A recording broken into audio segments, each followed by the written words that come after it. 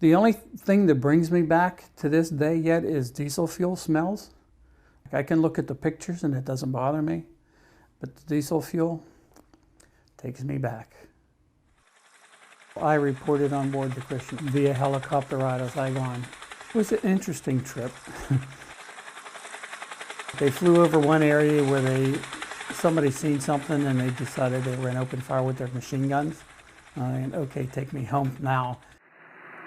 The ship was ARL-38, and its primary job was to repair the riverboat. They would pull up to our barges, would be lifted up out of the water, put on frames on the barges, and be worked on there for repair. We've seen a lot of the same guys out of the riverboat. They'd come in for repairs and go back up the rivers, and a week or two later they'd come back with all shot up and fix them again, send them back out again.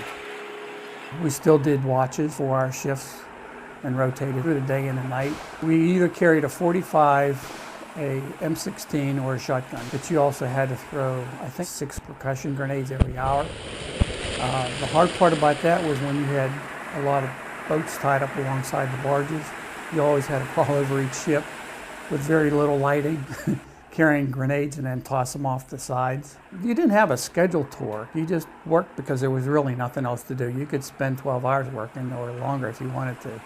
In the evening, there was always a movie on board, what we called the movie deck.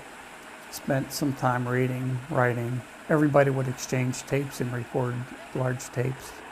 Later in my tour, we had a new recreation officer, and he got us some fishing equipment. So I spent a lot of time fishing. You had to kind of find a way to entertain yourself because there wasn't a lot.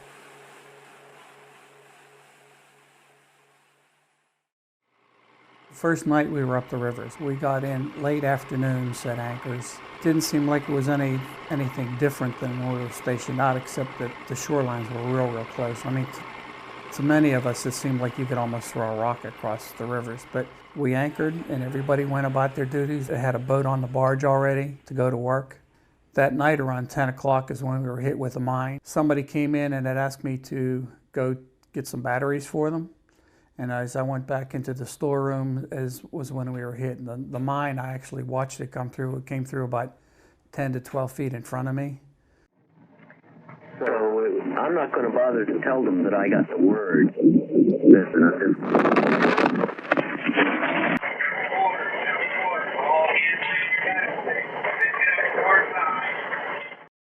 Go to general quarters. It's a reaction thing. My biggest fear when I ran up to my battle station, the whole top deck of the starboard side was lined with oil. We'd just gotten resupplied. And I'm thinking, if somebody hits this whole ship is gone. I mean, it's amazing. They were able to get it stabilized and everybody could get down there and shore up the hull so we could get back out of there. You have to call it good luck because it went through sick bay. There was nobody in sick bay at the time. That movie that was shown, The Good, the Bad, the Ugly, was a well-known movie, and there was a lot of people wanted to see it. There really wasn't anybody in the area where the explosion hit. I mean, it went underneath the officers' berthing areas, and nobody was injured up there. It went through halfway through the ship. There was just nobody there. We were just very, very fortunate.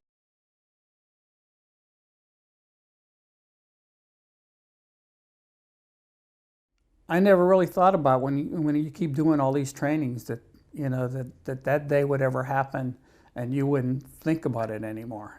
You knew what side of the ship to go up on. You knew where to go to report. You knew what you had to do when you got there. I mean, it happened pretty quick and everybody did exactly what they had to do.